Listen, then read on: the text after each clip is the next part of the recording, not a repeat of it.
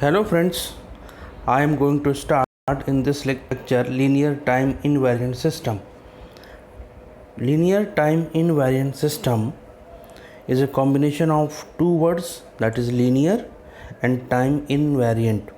The system which having property linearity plus time invariant property is known as linear time invariant system.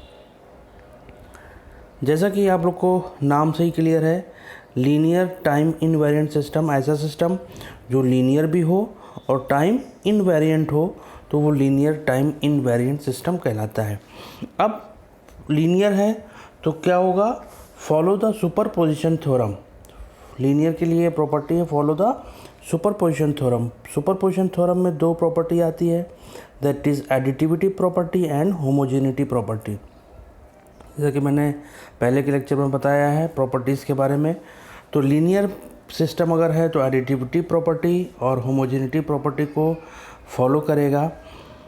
Time invariant system are दो system in which any delay input is also reflected in output.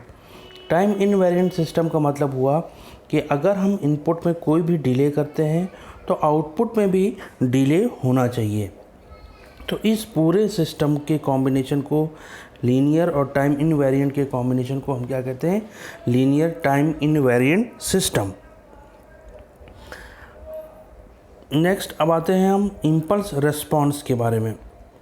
Impulse response का मतलब ये हुआ कि ऐसे system का response जिसका input impulse function हो डेल्टा टी और उसका रिस्पॉन्स मीन्स आउटपुट जो होगा दैट इज़ इम्पल्स रिस्पॉन्स।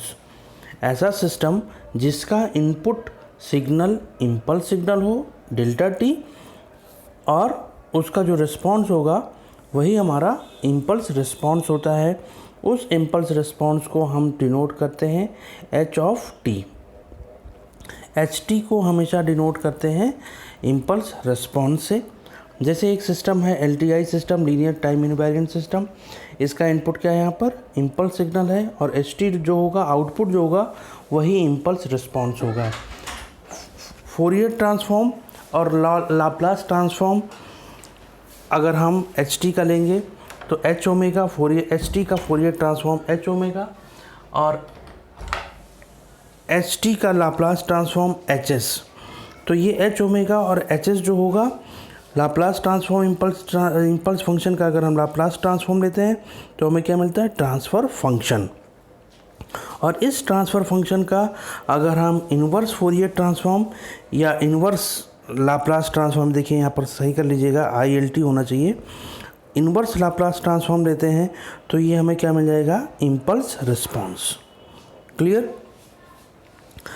तो इम्पल्स रिस्पॉन्स और ट्रांसफ़र फंक्शन, एक चीज़ नोट कर लीजिएगा कि LTI डिफाइन इम्पल्स रिस्पॉन्स और transfer function define only for linear time invariant system.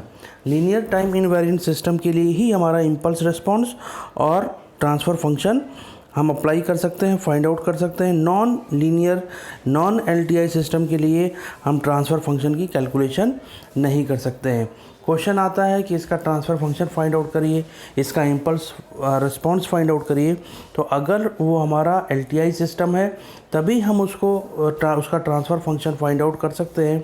अगर LTI सिस्टम नहीं, नॉन LTI सिस्टम है, अगर LTI सिस्टम है तभी हम उसका ट्रांसफ़र फंक्शन फाइंड आउट कर सकते हैं। अगर नॉन LTI सिस्टम है तो उसका ट्रांसफ़र फंक्शन हम फाइंड आउट नहीं कर सकते। नेक्स्ट अब आते हैं कि ट्रांसफ़र फंक्शन क्या है। ट्रांसफ़र फंक्शन की डेफिनेशन देख लीजिए यहाँ पर। Transfer function is defined as the ratio of Laplace transform of output to the Laplace transform of input when all the initial condition are assume to be zero. तो ये transfer function, इसको किससे हम denote करते हैं, HS से।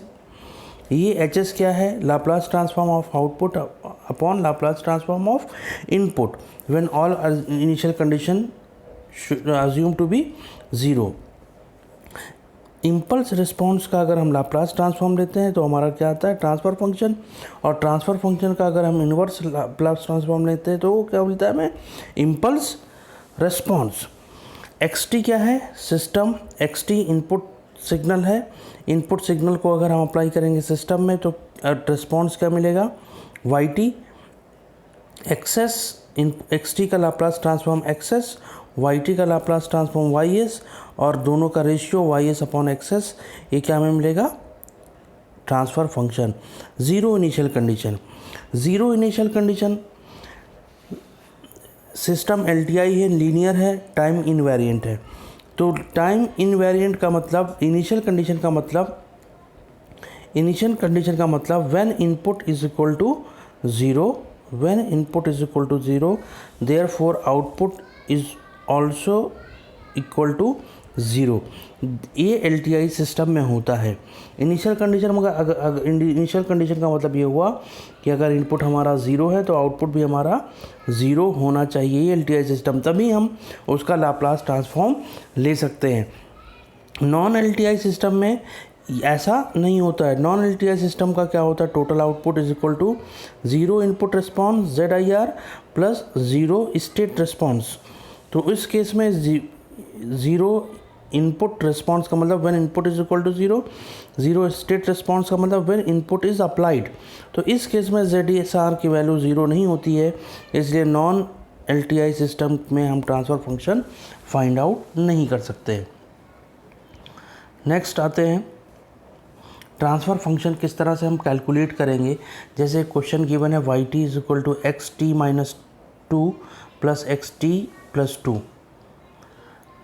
अब इसका हम ट्रांसफ़र फंक्शन फाइंड आउट करना है। सबसे पहले इसका हम लाप्लास ट्रांसफॉर्म फाइंड आउट करेंगे। लाप्लास ट्रांसफॉर्म फाइंड आउट करेंगे तो yt का Laplace transform ys, xt minus 2 का लाप्लास ट्रांसफॉर्म, ये प्रॉपर्टी अगर आपको याद होगी टाइम शिफ्टिंग प्रॉपर्टी, तो xs into E to the power minus 2s shifting property use किया है। यहाँ पर X S E to the power 2s, पहले के लेक्चर में जाइएगा, वहाँ सारी की सारी प्रॉपर्टी आपको मिल जाएगी। अब देखिए एक्सेस को एक तरफ कर लेंगे, e to the power minus 2s plus e to the power 2s, फिर ys अपॉन एक्सेस कर लेंगे e to the power minus 2s plus e to the power 2s। और ys अपॉन एक्सेस यही हमारा ट्रांसफ़र फंक्शन है, hs is equal to e to the power minus 2s plus e to the power 2s। ये transfer function है।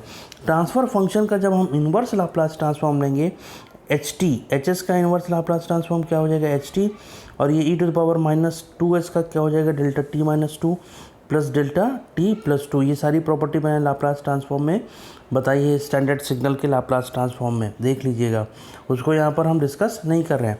अब देखिए ht is the impulse response and hs is the transfer function.